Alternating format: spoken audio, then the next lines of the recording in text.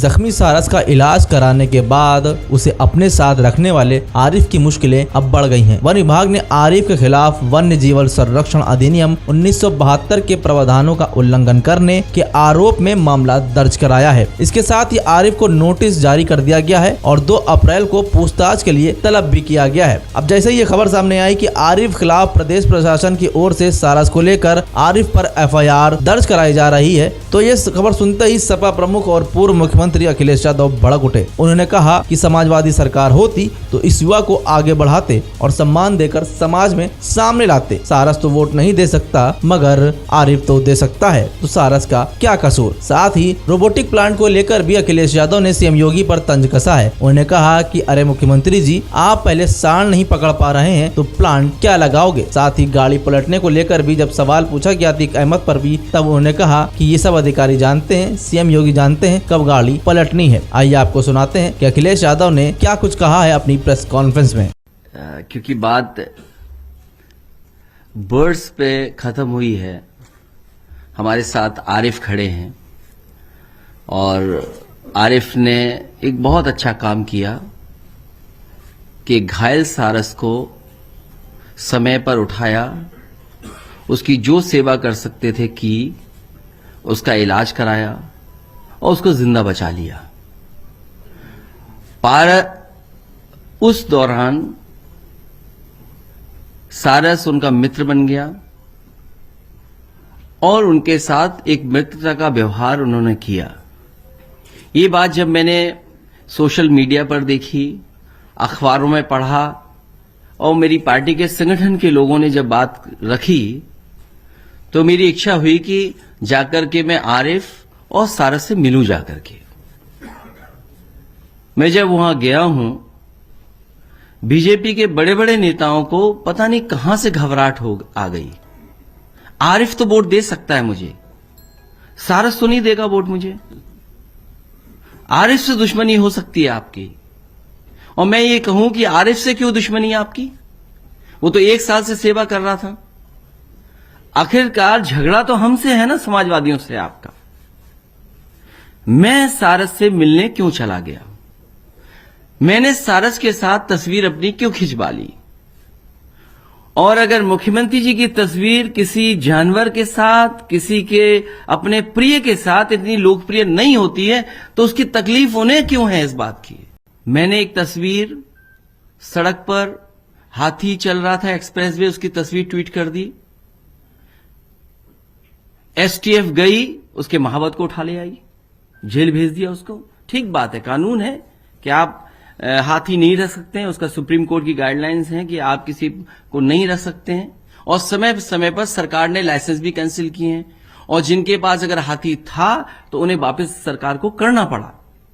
मैं ये जानना चाहता हूं कि अगर आप जान बचाने वाले इंसान को आप धारा लगा करके डराना चाहते हो,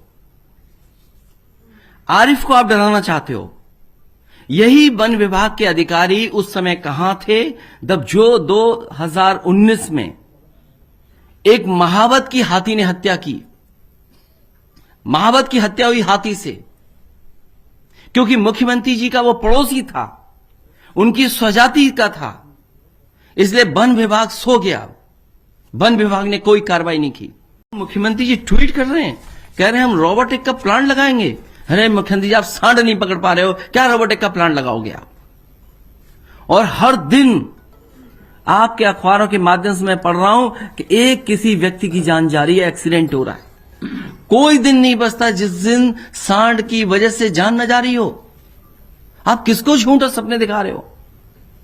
और फिर सारस के लिए जो काम समाजवादियों ने किया, आपने इटावा का जो केंद्र बनने जा रहा था, संरक्षण केंद्र, ट्रेनिंग इंस्टीट्यूट, कि लोग जागरूक हों, समझें, हमारा स्टेट बर्ड है, आपने उस ट्रेनिंग इंस्टीट्यूट को क्यों खत्म कर दिया? संरक्षण केंद्र को किसने खत्म किया जो इटावा में बनने जा रहा था? क्योंकि उस इलाके में इटावा, मैनपुरी, एटा, कानपुर जहां सबसे ज्यादा सारस हैं, सबसे ज्यादा नंबर्स हैं वहां पर। उस समय समाजवादी सरकार में कि जो लोग संरक्षण में हमारी मदद करेंगे, उसके लिए सारस मित्र बनाए गए थे। जिन मंत्रियों पे आरोप 1 साल, क्योंकि आप मैनेजमेंट में माहिर हैं, कई ऐसे मंत्री जिन पर सजा की है, और फिर सदन में जो लोग झूठ बोलते हो। आप ही जो उत्सव मनाने की बात कर रहे हैं, कम से कम ये बताइए कि on the floor of house ये बात कही गई कि नीति आयोग ने उत्तर प्रदेश को कहां खड़ा किया है, किस जगह आप खड़े हैं। आपने सस्टेनेबल गोल्स को अचीव करने के लिए रात भर जगाया, लोगों को, अधिकारियों को जगाया, विधानसभा चलाई। आप सस्टेनेबल गोल्स पे कहां पहुंचे हैं? आप हेल्थ सेक्टर में कहां पहुंचे हैं? आप और शिक्षा के क्षेत्र में कहां पहुंचे हैं? और सोचिए, हमारा आपका शिक्षा क्षेत्र जो सबसे महत्वपूर्ण है, जो आने वाली जनरेशन फेस करेगी, सबसे क्रिटिकल मोड पर खड़े हैं हम लोग। सबसे नाजुक स्थिति में पहुंच गया है हमारा शिक्षा का विभाग। आप प्राइमरी एजुकेशन देखो कहां पहुंच गई है। 8,000 ऐसे स्कूल हैं जिसमें एक टीचर है। 8,000। हायर सेकेंडरी का पता ही नहीं क्या हो रहा है। हायर एजुकेशन, टेक्निकल एजुकेशन का क्या हाल कर दिया। कहां की नई परंपरा आई है कि आप हिम्मत नहीं जुटा सकते सस्पेंड करने की, कार्रवाई करने की। देखिए, ये बहुत पुराना मुद्दा है, और भारतीय जनता पार्टी अंग्रेजों से सीखे डिवाइड एंड रूल, क्या बांटो और राज करो। और केवल हिंदू मुसलमान में नहीं बांटना है। हिंदुओं को कैसे बांटे, हिंदुओं में कैसे नफरत फैलाएं। आप देखिए, भगवान की क्या कृपा हुई। हम और आप यही तो मानते हैं कि कभी कभी जवान पे सरस्वती आ जाती है। अरे हमारे मुख्यमंत्री जी की जवान पे क्या सरस्वती आई। 46 में 56 यादव एसडीएम हो गए। ये हमारी भगवान ने मदद की है। वो ऐसी मदद की है कि मुख्यमंत्री जी ने on the floor of house कहा है। और उसके बाद जब मैंने पूछा कि क्या आप list on the floor of house देंगे, टेबल करेंगे, तो उन्होंने कहा, और स्पीकर ने कहा कि हां हम टेबल करेंगे।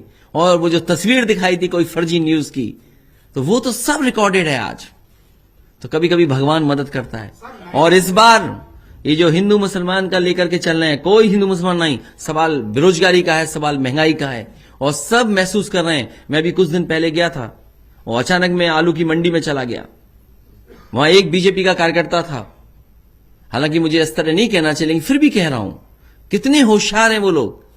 जब मैंने देखा कि हजारों कट्टे आलू के पड़े हुए हैं, सब आड़तियां रो रहे हैं, किसान खड़े रो रहे हैं कि हमारे आलू की कोई कीमत नहीं मिल रही है, तो एक उसी में से व्यक्ति निकलता है और कहता है कि ऐसा है, ये सरकार की गलती नहीं है, आलू ज्यादा पैदा हो गया। और जैसे उसने ये बात कही, मैंने कहा सुनो, तुम हो भारतीय जनता पार्टी के। तभी एक पाल बिरादरी का नौजवान खड़ा था, बोला मैंने बीजेपी को वोट दिया था, लेकिन इस बार बीजेपी को वोट नहीं दूंगा। भैया आप सही कह रहे हो, ये बीजेपी का आदमी है।